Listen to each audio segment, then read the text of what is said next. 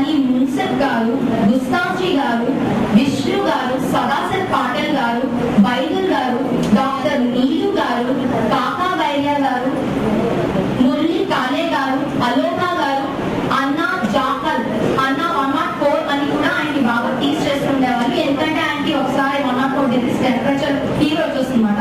అప్పటి నుంచి బాబా గారు అలా ఆయనకి టీచ్ చేస్తుండేవాళ్ళు. డాక్టర్ విలియం డాకిన్ గారు, బాబాదాస్ గారు, నెక్స్ట్ ఈల్చ్ గారు, దౌలత్ సింగ్ గారు, వీరందరూ కూడా నవజీవనంలో మెహర్ బాబా గారితో పాటు భాగం పంచుకున్నారండి. అయితే మెహర్ బాబా గారు ఆయన నవజీవనం కోసం ఏమని చెప్పారంటే, బాబా అంటారు, నవజీవనంలో మనం హృదయం తాలూక ధ్వనిని మాత్రమే, మనసు తాలూక ఉత్సాహం అంటే మనసు తాలూక ఉత్సాహాన్ని వినం, అసలు పట్టించుకోము. ఈ జీవితం అనేది మన నార్మల్ జీవితం లాగా ఉండదు. ఈ జీవితం అనేది నిజమైన జీవితం. ఈ జీవితం అనేది అనంతమైనది, విభిన్నమైనది అని బాబా చెప్తారండి. అక్టోబర్ 21వ తారీఖు 1951లో మెహర్ బాబా గారు 6 వారాలు భారతదేశం పర్యటన చేశారు. అంటే ఇండియాలో జరిగింది. అయితే ఆ 6 వారాలు అంటే 6 వీక్స్ మెహర్ బాబా గారు వేరే వేరే ఊర్లకు వెళ్ళారండి. మొత్తం ఆ 6 వారాల పర్యటనలో మెహర్ బాబా గారు 33 ఫ్యామిలీస్ 33 కుటుంబాలకి ఆర్థికంగా సహాయం చేశారు. 250 పేదవాళ్ళకి మెహర్ బాబా గారు డబ్బులు పంచారు. 119 మస్తులకి, 23 సెయింట్స్ కి, 21 సాధువులకి మెహర్ బాబా గారు పర్సనల్ గా కాంటాక్ట్ చేశారండి. మెహర్ బాబా గారు ఫిబ్రవరి 13, 1951 ఇందాక మెహర్ బాబా గారు 6 వారాల పర్యటన అక్టోబర్ 21, 1950 జరిగిందండి. ఈ ఏకాంత వాసం అంటే ఫిబ్రవరి 13, 1951 నుంచి మే 23, 1951 వరకు 100 రోజుల వరకు మెహర్ బాబా గారు ఏకాంత వాసం చేశారు. మెహర్ బాబా గారు అన్నారు, నా ఏకాంత వాసం కాక ముఖ్యమైన ఉద్దేశం ఏంటి అంటే, నేను ఈ నవజీవనాన్ని పూర్తి చేయడానికి భగవంతుడికి ఇచ్చిన వాగ్దానం కోసం నేను ఏకాంత వాసం చేస్తున్నాను అని చెప్పారు.